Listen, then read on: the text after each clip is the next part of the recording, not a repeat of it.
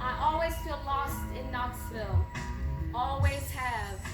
I've always thought of it as a place of endings and hard lessons. So I left here 20 years ago thinking I could outrun those lessons. You know, I'm getting a PhD, and you know what they say the D stands for in PhD, right? No offense to my PhD friends in the audience right now. Of all the places I could think to run to, I picked Baltimore, which, as we know, at that time held the murder capital of the states 5 years in a row. And not only that, but I moved into the homicide life on the street. Who does that? There's a reason they filmed that show there. So, I had a little chat with God, and he offered me a job at a Catholic college, complete with nuns in a nunnery on campus. Only I'm not Catholic.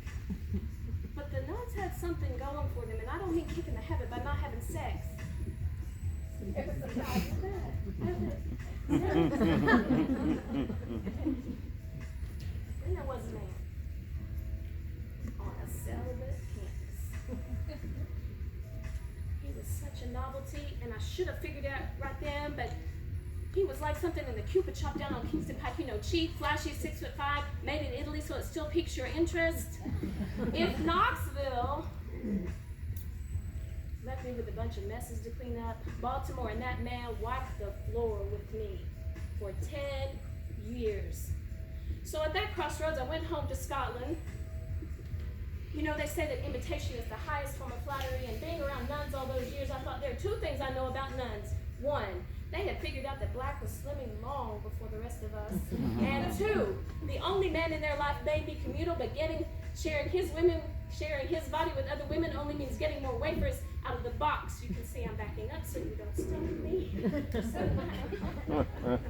So, having learned what I learned from them, I thought I'll try this single and celibate thing, and I did try it for a little while, for about 11 years. I mean, 10 would have been enough, but I had to be sure. Except Scotland, it's so beautiful, but it is cold and wet, and there are two things that keep you warm in that country: Scotch and God works in mysterious ways. With that ultra clear mind I had developed from celibacy, I thought that I had developed this 100% totally natural, certified organic, foolproof plan on how not to fuck up my life.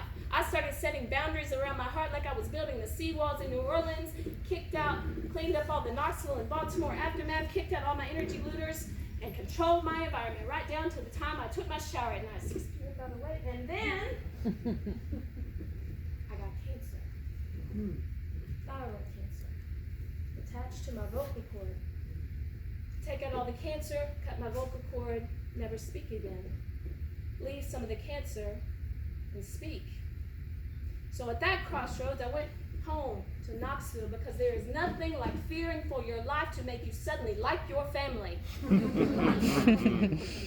But this fucked up thyroid thing, I developed this terror of God. And I don't mean fear, I mean terror.